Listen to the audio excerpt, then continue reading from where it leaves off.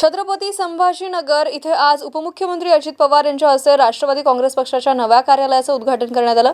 MGM रुग्णालयासमोर सुरू करण्यात आलेल्या या कार्यालयाच्या उद्घाटनवेळी मोठ्या संख्येने पदाधिकारी आणि कार्यकर्त्यांची उपस्थिती दिसून आली। एमजीएम रुग्णालयासमोर उभारण्यात आलेले हे नवीन कार्यालय पक्षाच्या संघटनात्मक कामकाजासाठी महत्त्वाचं ठरणार आहे। उद्घाटन सोहळ्याच्या वेळी उपमुख्यमंत्री अजित पवार यांना भेटण्यासाठी मोठ्या संख्येने पदाधिकारी आणि कार्यकर्त्यांनी हजेरी लावली। या प्रसंगी स्थानिक पदाधिकारी, कार्यकर्ते तसंच नागरिक मोठ्या संख्येने उपस्थित होते। नवीन कार्यालयामुळे पक्षाच्या कार्यामध्ये अधिक गती येणार असल्याचा विश्वास कार्यकर्त्यांनी व्यक्त केला। तसेच उपमुख्यमंत्री अजित पवार यांनी अतिवृष्टीमुळे शेतकऱ्यांचे झालेले नुकसान लक्षात घेऊन महत्त्वाचे निर्देश दिले आहेत। शेतकऱ्यांचे नुकसान झालेल्या शेती पिकांची, वाहून गेलेल्या जमिनींचे आणि जनावरांचे त्वरित पंचनामे करून अहवाल मुंबईला पाठवा। हे पंचनामे मिळाल्यानंतर तातडीने शेतकऱ्यांना मदत उपलब्ध करून दिली जाईल। आजच्या कॅबिनेट बैठकीमध्ये सर्व अधिकाऱ्यांना स्पष्ट सूचना दिल्या असून पुढील 2 ते 3 दिवसांमध्ये पालकमंत्र्यांनी आढावा घ्यावा असेही आदेश यावेळी देण्यात आले।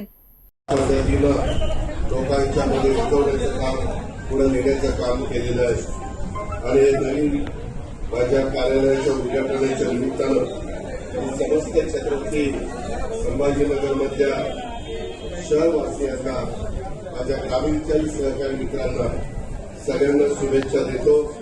ज्यांना राष्ट्रवादी काँग्रेस पक्षाचं रौप्य महोत्सवी वर्ष आहे।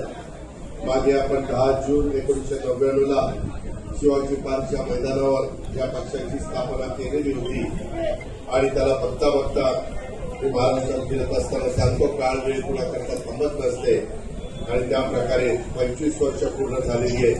आता नवीन पिढी पुढे आलेली आहे, त्यांनाही आपण सगळ्यांना मार्गदर्शन करायचं। आजच सुप्रीम कोर्टाचा निकाल आलेला आहे की जानेवारी पर्यंत नवी स्थानिक स्वराज्य संस्थेचे सगळे पदाधिकारी हे सदस्य निवडून आले पाहिजेत आणि तिथपर्यंतच हा सगळा कार्यक्रम संपवला गेला पाहिजे। आम्हाला एका गोष्टीची जाणीव आहे, कार्यकर्ता हा ह्याच्यातून आणि गेले जवळपास 4.5 वर्ष आपल्या महाराष्ट्रामध्ये महानगरपालिका, नगरपालिका, नगरपंचायत, जिल्हा परिषद, तालुका पंचायतीच्या निवडणुका त्या काही ना काही कारणानिमित्त सुप्रीम कोर्टामध्ये केसेस चालू असल्यामुळं होत नव्हत्या, परंतु आता सुप्रीम कोर्टाने क्लिअर हा आदेश दिलेला आहे आणि तशा पद्धतीनं महाराष्ट्राचे निवडणूक अधिकारी ज्यांच्यावर या निवडणुका घेण्याची जबाबदारी आहे ते त्या निवडणुका पार पाडतील।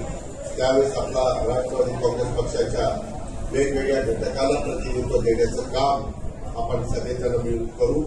त्याच्यामध्ये माझंही फार बारकाईनं लक्ष राहील। अतिशय समाजामध्ये चांगला ज्यांचं नाव आहे, ज्यांची चांगली प्रतिमा आहे, ज्यांचे जनमानसामध्ये सर्व जाती धर्माच्या लोकांना बरोबर घेऊन जाण्याची आजपर्यंतची त्यांची खासियत आहे, अशांना आपण उद्याच्या काळामध्ये या निवडणुकीच्या निमित्तानं प्रतिनिधित्व देणार आहे। त्याच्यामध्ये जातीचा, पातीचा, नात्याचा, गोट्याचा विचार केला जाणार नाही, तर त्याच्यामध्ये मेरिटचा विचार केला जाईल, त्याबद्दलची पण खात्री मी आपल्या सगळ्यांना देतो।